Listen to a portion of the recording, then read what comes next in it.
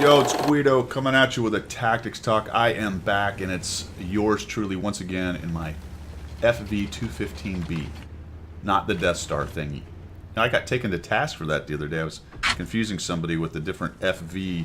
There's so many FVs, like the FV-215B. There's the FV-283 XYZ. There's the FV-4975. There's a lot of them, right? There's the barn, otherwise known as the poo barn, or the more naughty word, the S barn. I'm gonna shoot this guy. Watch this. Yes, right there in the head. Headshot.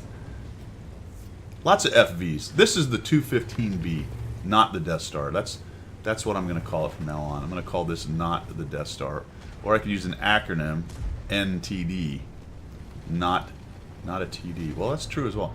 Dead. No, it's Russian. Shot too low into the track. At least I got a bounce. Let's get a little ram and we'll get back, and there we go, right into the turret. You know, folks, it's getting weird at tier 10. Weird at tier 10, despite all my not knowing what this tank exactly is. Not the Death Star. This game was interesting when I loaded into it. I thought, well, I could go over the 1-2 line and play Punchy Face, but how fun would that be with two Type 5s? None! None fun. That's how much. So I didn't go there. Pretty mobile for a heavy tank. But let's take a look. Take a little pause, shall we, at what is in this game. And the reason am I whining? Discussing? Complaining? Whatever you want to call it. You can call it all those. I'm calling it discussing. You want to call it whining and complaining. That's cool. No worries. But played a lot of tier 10 in the last, a lot more for me anyway, in the last couple weeks. On my 100 game challenge, as I'm trying to get every tank up to 100 games, turns out I have a lot of tier 10s under 100 because I grind up to them, and tier 10s just not fun. Not for me.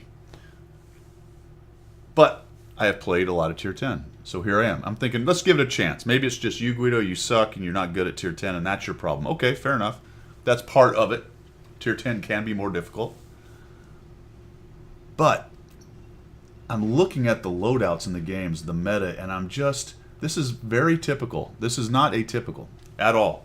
In fact, this is the standard.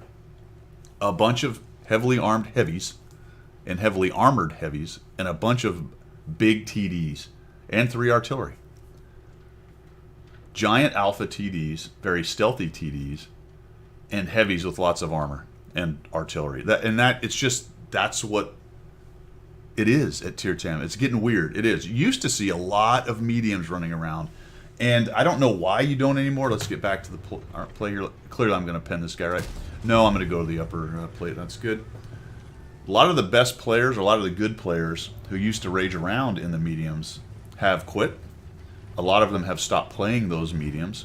There are still a number of Russian mediums, the 430 comes to mind as well, because it is well armored, that are still being played quite a bit. But typically what you're going to find out, and I try to take a shot into the side of that guy's turret, and that's just a bad shot. Typically what we're finding is heavily armed and armored heavies, the super heavies especially, the massive TDs, and just very few mediums anymore. I'm telling you, it's getting weird at tier 10. Tier 10 used to be dominated by mediums. But between the maps, the meta that has developed because of the way the maps are, the big channelized maps, taking away quite a few, or some of the more open maps. And probably more, in my opinion, the introduction of the super armored tanks, things like this clown mobile right here, the Bobject, which is a fantastic name. I can't remember who came up with that. Was that Foch? I think it was Foch.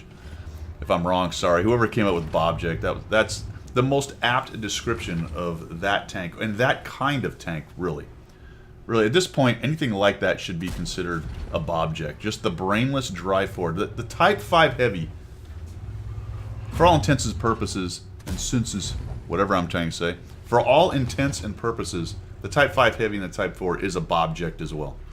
Just Bob can drive it and derp and doesn't have no thinking required. And it's just a mess. This will be a kill, right? No, I just roll a 434. What is my alpha supposed to be? Oh, I high rolled. Dang it. Oh. Oh, game's over. Uh, and this is the exact feeling I had while I was playing this game. I'm looking at it going, hey, wow. We actually have a pretty close game going right here. I thought I made a decent positioning decision. Didn't go play with the Bobjects and get derped in the face. And using this hill here, I was just really thinking, I'm going to probably have to get my butt off the hill. I was concerned about the 268-4. He was a problem. Notice he's driven all the way into the back of the game of our spawn area with virtually no damage for the Bobject. And all of a sudden, victory because we capped. I'm telling you, man, tier 10 is getting weird. It is getting weird. And a relatively fast cap like this, okay, it happens at all tiers. It was a victory. I sort of understand what they were trying to do. Our side was pretty covered with their tanks. We didn't have a good capability to flex back. How their artillery didn't reset us enough to keep us from winning, I don't know. But a lot of little weird things had to come together for us to win in this way. But really, just the overall meta piece of this, how this battle was fought, the tanks that were involved in it, it's weird. I'm telling you, man, tier 10 is getting weird. All right, that's all I got. Thanks for tuning in. My struggles at tier 10 will continue.